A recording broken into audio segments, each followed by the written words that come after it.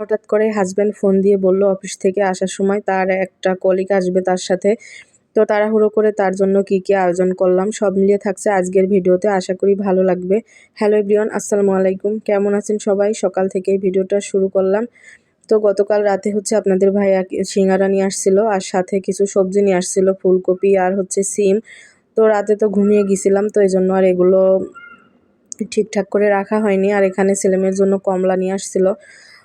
তো রাতের বেলা আপনাদের ভাইয়া সিঙ্গারা খেয়েছিল আর আমাদের জন্য রেখে দিছিল। আমি সিঙ্গারা খেতে খুবই পছন্দ করি, এজন্য প্রতিদিনই চেষ্টা করে সিঙ্গারা নিয়ে আসার। তো সবজিগুলো গুছিয়ে রেখে দিলাম, এবার সিঙ্গারা খেয়ে নিচ্ছি। আমার কাছে খুবই ভালো লাগে, গরম গরম একটু বেশি ভালো লাগে।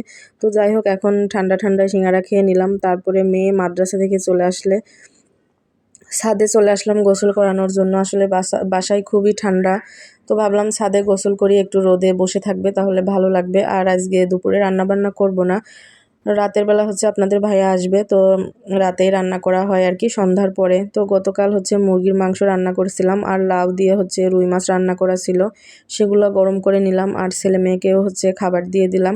ছেলে মেয়ে হাত দিয়ে খেতে খুবই পছন্দ করে, এই জন্য সবসময় ওদেরকে আমি হাত দিয়েই খেতে দিই। তো এদিকে দুপুরের খাবারটা আমিও খেয়ে নিলাম। তারপরে এটা সন্ধ্যা না বিকালে খুবই মাথা ব্যথা করতেছিল, এই জন্য ভাবলাম যে একটু চা খাই, তাহলে হয়তো ভালো লাগবে। চা খেতে আসলে আমার কাছে একদমই ভালো লাগে না, মানে খুবই কম চা খাওয়া হয়। তো যাই হোক, এদিকে সন্ধ্যার পরে রান্না করতে চলে আসলাম। এখানে মূলা, তারপরে ফুলকপি, সিম আর পালং শাক দিয়ে হাতে মেখে চিংড়ি মাছ রান্না করব। এখানে তরকারিগুলা প্রথমে কেটে নিলাম। তো মাছগুলা ভিজিয়ে রাখছি। আপনাদের ভাইয়া অনেক দিনই হয়েছে চিংড়ি মাছগুলো নিয়ে আসছে। চিংড়ি মাছগুলো আসলে সময়ের অভাবে পরিষ্কার করা হয় না, এই জন্য ভিজিয়ে রাখলাম যে আজকে মাছগুলো সব পরিষ্কার করে রাখবো। আর মাছগুলোতে কিন্তু অনেক ডিম ছিল চিংড়ি মাছে। তো তরকারিটা হাতে মেখে বসিয়ে দিলাম, আর এই তো চিংড়ি মাছটাও কিছুটা পরিষ্কার করে তরকারির মধ্যে দিয়ে দিলাম।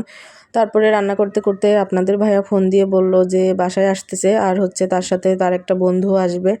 তো এই জন্য আমি চিংড়ি মাছগুলো ভাবছিলাম যে সবই পরিষ্কার করে রাখবো, কিন্তু তার হলো না। বাকি যেগুলো পরিষ্কার করেছিলাম আলাদা রেখে দিলাম, আর যেগুলো পরিষ্কার করা হয়নি ওগুলো আলাদা করে রেখে এখন তুলে ফেলতেছি তাড়াহুড়ো করে রান্না করার জন্য। আসলে এসে কিন্তু 2 ঘন্টা বা 1.5 ঘন্টার বেশি থাকে না, এই জন্য তাড়াহুড়া করে আমি এখানে সব পেঁয়াজ রসুন যা যা রান্নাবান্না করার জন্য লাগবে সব কিছু কেটে নিলাম। প্রথমে ডিম সেদ্ধ করে নিলাম, আর ডিম সেদ্ধ করতে যেয়ে দেখি একটা ডিম হয়তো ফাটা ছিল। ডিমটা সেদ্ধ করে তারপরে মাংস ভেজে নিচ্ছি, মুরগির মাংস। তো ডিমটা সিদ্ধ করে নিলাম, তারপরে তো ডিমটা ছিলে ভাজি করে নিলাম। ডিম ভাজি আর আলুটাও ভাজি করে নিলাম। ডিম দিয়ে আলু ভুনা করব। তো তারপরে আলু দিয়ে ডিম ভুনা করব।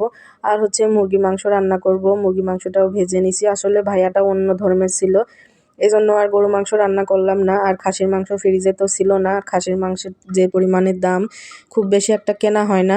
তো ডিম ভুনাটা করে এখানে আমি মুরগির মাংস ভুনা করে নিচ্ছি।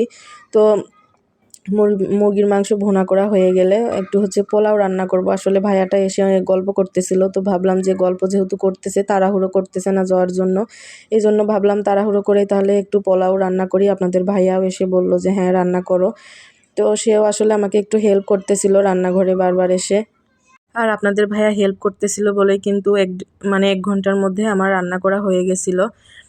তো এখানে আমি তারপরে পোলাওটাও রান্না করে নিলাম। রান্নাবান্না শেষ। আর চুলা যেহেতু একটা, আসলে লোকজন আসলে একটু কষ্টই হয়ে যায় রান্নাবান্না করতে, মানে দেরি হয়ে যায় অনেকটা। তো এখানে এই তো সাদা ভাত ছিল, তারপরে আলু দিয়ে ডিম ভুনা ছিল, আর মুরগির মাংস ছিল, আর এই তো চচ্চড়িটা ছিল। তো এদিকে পোলাওটাও রান্না হয়ে গেছে। পোলাওটা এখন আমি পেঁয়াজ বেরেস্তা দিয়ে দিব। তো ভাইয়াটা কিন্তু চচ্চড়ির তরকারিটা দিয়েই খেয়েছিল, চচ্চড়িটা কিন্তু খুবই মজা হয়েছিল। তো এই ছিল আজকের ভিডিও। সবাই ভালো থাকবেন, আল্লাহ হাফেজ।